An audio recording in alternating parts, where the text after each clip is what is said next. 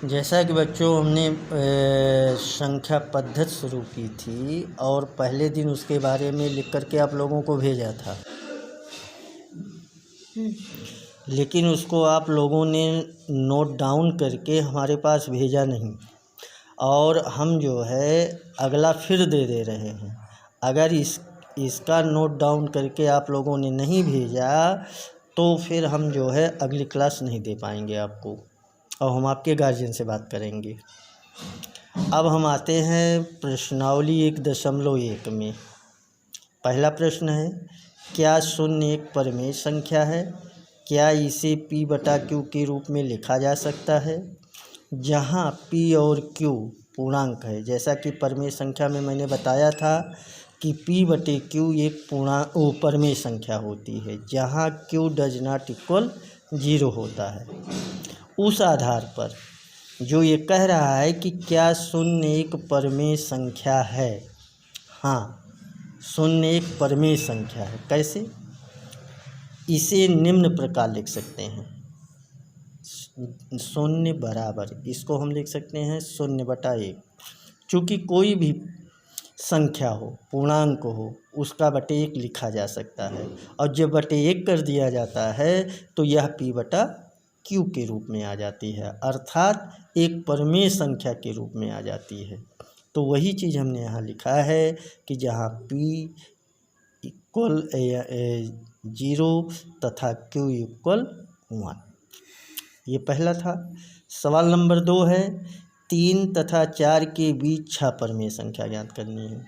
इससे पहले मैंने 2 परिमेय संख्याओं या 2 पूर्णांकों के बीच की परिमेय संख्या ज्ञात करने के लिए हमने फार्मूला आप लोगों को बता दिया था। जैसे इसमें है 2 परिमेय संख्याओं के बीच की परिमेय संख्या ज्ञात करनी है, तो इसके लिए हम फार्मूला यूज करते हैं 1/2 x धन y, जहाँ x पहली परिमेय संख्या दी हुई, दूसरी y जो है यह दूसरी परिमेय संख्या जो यह दी गई है।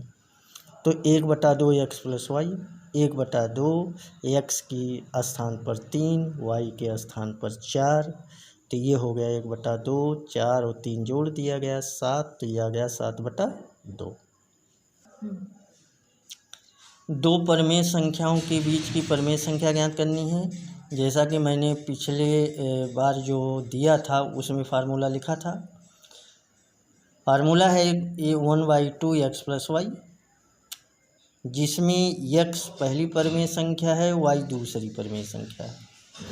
x का मान है 3, y का मान है 4, तो इसमें रखते हैं 1/2 x के स्थान पर 3, y के स्थान पर 4, तो 1/2, 3 और 4 जोड़ते हैं तो 7 मिलता है। 1/2 से 7 में अगर गुणा कर दें तो 7/2 मिल जाता है। यह पहली परिमेय संख्या हो गई। फिर 3 व 7/2 के बीच परिमेय संख्या, फिर वही फार्मूला 1/2 x प्लस y, तो 1/2 x पहली परिमेय संख्या 3 और जो ये निकाला गया था 7/2, चूँकि 3 और 7/2 के बीच याद कर रहे हैं, तो 3 धन 7/2, जैसा कि यह भिन्न है आप जोड़ना जानते हो। इसको हल करने पर मुझे मिलता है 13/4। यह दूसरी परिमेय संख्या हो गई।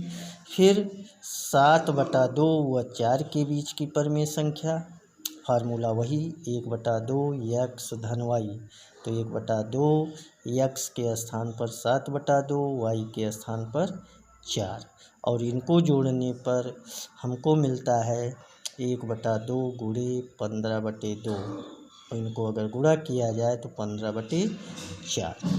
इस तरह से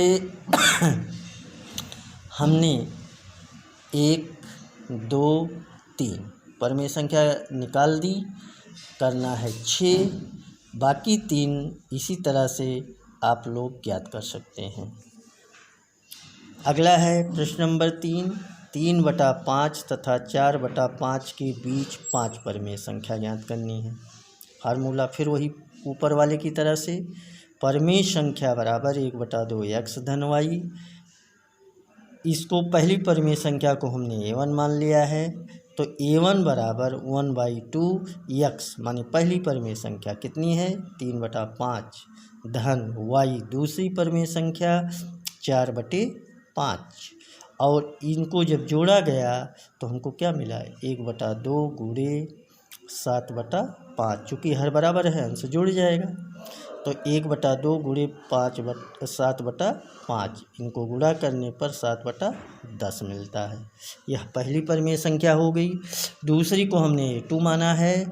a2 बराबर फार्मूला वही 1/2 x धन y 1/2 x के स्थान पर 3/5 y के स्थान पर 7/2 इनको जोड़ने पर मुझे मिलता है या हल करने पर 13/20। इस तरह से तीसरी परिमेय संख्या a3 1/2 x धन y x की जगह 7/10 y की जगह 4/5 इनको हल करने पर हमको मिलता है 15/20। इसी प्रकार चौथी और पांचवी संख्याएं परिमेय संख्याएं ज्ञात की गई हैं। प्रश्न नंबर 4 है नीचे दिए गए कथन सत्य हैं असत्य। पहला है प्रत्येक प्राकृतिक संख्या एक पूर्ण संख्या होती है। यह सत्य है। क्यों? क्योंकि प्रत्येक प्राकृतिक संख्या एक पूर्ण संख्या होती है। प्राकृतिक संख्या का मतलब होता है जैसे 1 से लेकर अनंत तक जितनी भी संख्याएं हैं वह सब प्राकृतिक संख्याएं हैं, चाहे वो 1 हो 2 हो 3 हो 4 हो 5 हो अनंत तक। दूसरा दिया है प्रत्येक पूर्णांक एक पूर्ण संख्या होती है।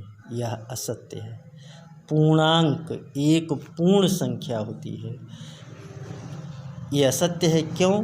क्योंकि पूर्णांक संख्याओं में ऋण संख्या को भी सम्मिलित किया गया है। जैसे धन पूर्णांक ऋण पूर्णांक, तो धन पूर्णांक और ऋण पूर्णांक, तो ऋण पूर्णांक को सम्मिलित कर लेने के नाते यह जो है पूर्ण संख्या नहीं होती है, इसीलिए असत्य है। तीसरा प्रत्येक परिमेय संख्या एक पूर्ण संख्या होती है। प्रत्येक परिमेय संख्या, तो यह असत्य क्यों है? कह रहा है प्रत्येक परिमेय संख्या एक पूर्ण संख्या होती है। परिमेय संख्या का मतलब हो गया जैसे 2/3 4/5, तो अगर 2/3 है तो 2 को 3 से भाग देने पर 2 पूर्णतया विभाजित नहीं होता है। तो जब विभाजित नहीं होगा तो पूर्णांक कहाँ से होगा? या जैसे 4/5 ले लिया जाए, परिमेय संख्या है लेकिन 4 को 5 से भाग देने पर वह दशमलव में आ जाता है, इसलिए वह एक पूर्ण संख्या नहीं है, इसीलिए यह असत्य है। अब यह इतना हम दे रहे हैं, इसको लगा लीजिएगा। फिर आगे का जब इसका आप हमको दे दोगे, लगाकर रिप्लाई दे दोगे तो मैं आगे का दूंगा, अन्यथा नहीं।